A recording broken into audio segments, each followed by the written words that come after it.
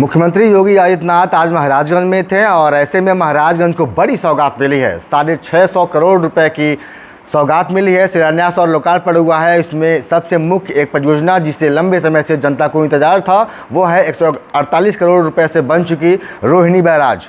अभी हमारे साथ मंत्री जी बातचीत करने के लिए हैं। मंत्री जी, जो रोहिणी बैराज बनकर के तैयार हुआ है उस पर कुछ ऐसे भी पूर्व विधायक हैं जो आरोप ये लगा रहे हैं कि वो हमारे सरकार में कार्य कराया गया है और फीता कुछ और काट रहा है।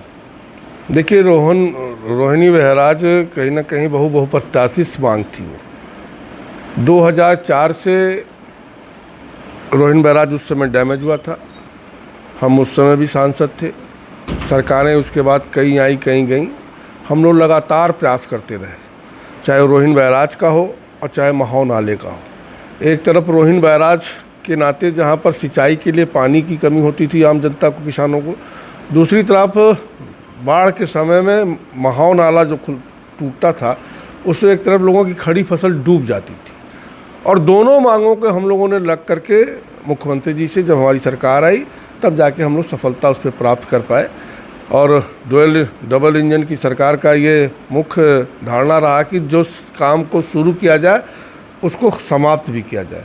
और रोहिणी बैराज 2004 से प्रस्ताव बन रहा था, आ रहा था, तमाम सरकारें बना रही थी, लेकिन फाइनल हुआ जब योगी जी की सरकार, उत्तर प्रदेश में भारतीय जनता पार्टी की सरकार आई, उसी समय शुरू हुआ। आज उसका उद्घाटन हुआ, जिससे आज 15,000 से ज़्यादा किसानों को इससे लाभ मिलेगा और कहीं ना कहीं जो उस क्षेत्र में पानी का अभाव था उसकी पूर्ति होगी। नहीं, जो क्षेत्रीय विवाद चल रहा है वो पूर्व विधायक बनाम वर्तमान विधायक पर, उस पर क्या प्रतिक्रिया होगी? देखिए, पूर्व विधायक वर्तमान विधायक क्या कहते हैं, मैं उस पर बहुत अपना प्रतिक्रिया नहीं देना चाहता हूँ। मेरा लक्ष्य होता है कि ज़िले में जो अच्छे कार्य हैं वो जल्दी से जल्दी पूरा हो।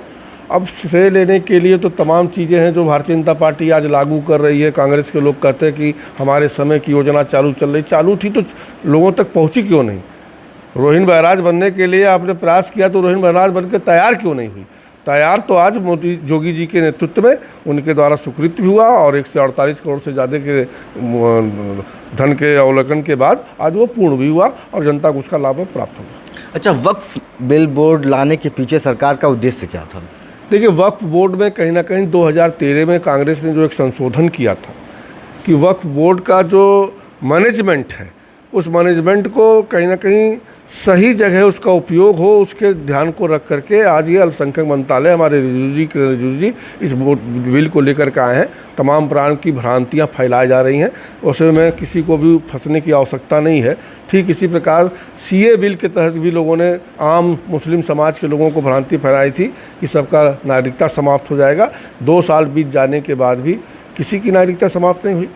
उसी प्रकार से वक्फ बोर्ड, जो कि देश में बहुत बड़ी एक लैंड बैंक है, उस लैंड बैंक का सही उपयोग हो, उसका आम गरीब मुसलमानों का उसको लाभ मिले, उस बोर्ड के माध्यम से जो अर्जन हो उनके स्वास्थ्य के लिए, उनके शिक्षा के लिए आम गरीब मुसलमानों को लाभ मिले, इसलिए इस वक्फ बोर्ड को लेकर के आया गया। इंडिया गठबंधन और अन्य विपक्षी दल जो हैं वो इसका पुरजोर विरोध कर रहे हैं।